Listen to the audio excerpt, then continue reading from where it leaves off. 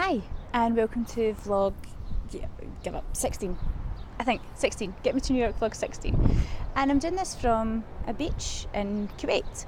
You wouldn't believe how far I had to walk to find somewhere where the wind wasn't absolutely crazy. It's still pretty bad, like top's blowing and my hair's blowing and everything, and there's some traffic noise.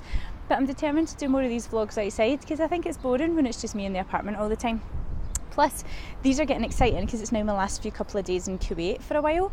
I'll be back after the summer, but I'm going away, leaving the country for Ramadan and for the really, really hot weather, because no business really happens here, so we want to pursue our other areas that we're focusing on, like, oh that's right, New York. So the vlog tonight we said was going to be about when you know that your business is ready to grow.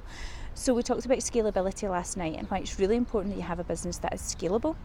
And as soon as you know you have a business that's scalable, how do you know it's the right time to grow? And I compare this to how do you know it's the right time to start? And I don't think there's ever a wrong time. And you'll hear so many scare stories about all these companies that grew too fast and, growth kills and, they forgot about cash flow and all these kind of stuff. And that's true, right? Like that happens, of course. Of course, people push it too far sometimes and it all explodes. But that happens in all areas of your life when you take a risk. There's nothing that you can't kick the arse out of, basically, right? So you need to look at what is it you want your business to do.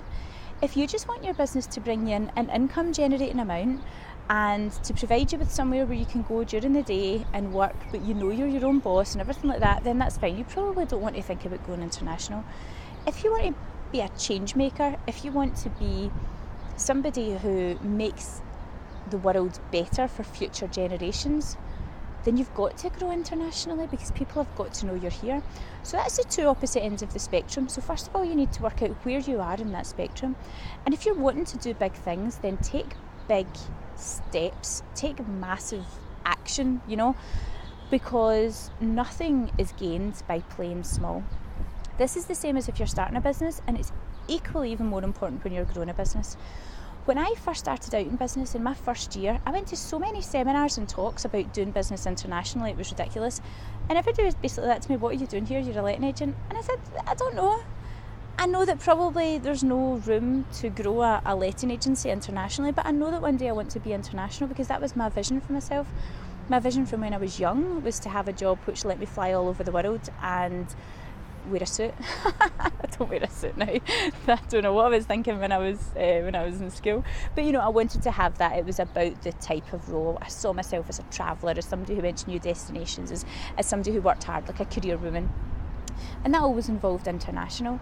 So as soon as I had set up my business, I knew that at one point in the future I wanted to do something which would take me to other countries, and I didn't know what that was. But I thought, well, why not lay the groundwork? And I went along to a lot of meetings organised by Scottish Enterprise, a lot of meetings organised by individual businesses who'd already done it. So it was always great to hear people's stories.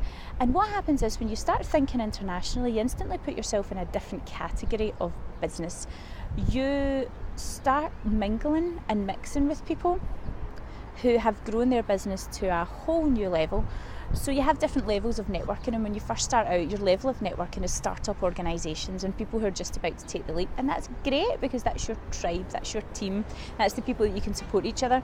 So when you get to the level where you're thinking of doing business internationally, God, you need to surround yourself with people who've done business internationally, and all of a sudden it becomes natural to talk about it. So I never believed in a million years, 2 years ago, that I would be standing here in Kuwait with this as a backdrop, helping you with how to grow your business internationally. I didn't believe that would happen and didn't even expect Kuwait as an area, but I always dreamed that something like this would be possible, and I always set my goal to achieve something similar to this and even more. I have obviously goals beyond just being here, so I started acting like that right from the get-go. So even when people are saying to you, your business is too small, your business will never grow, your business market is not defined by geography. You live in a world, we all live in a world where the internet now connects us in a way like never before.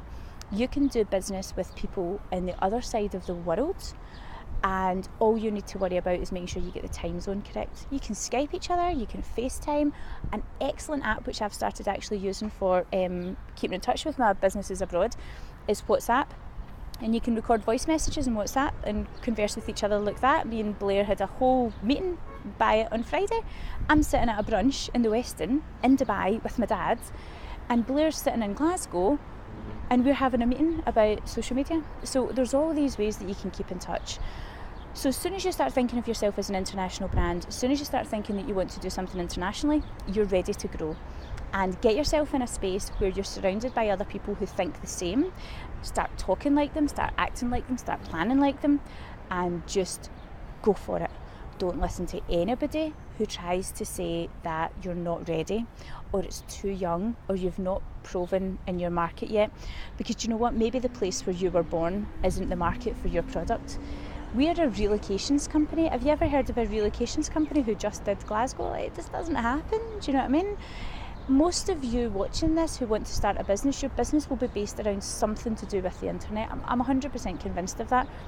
It'll either be a community-based business, for keeping people in touch, or it'll be an app, or it'll be an e-commerce site, or whatever it is. All of those things can be ran from anywhere in the world. And what do you think are the chances that where you're sitting right now, where you currently are, is the best place to start your business? Come on.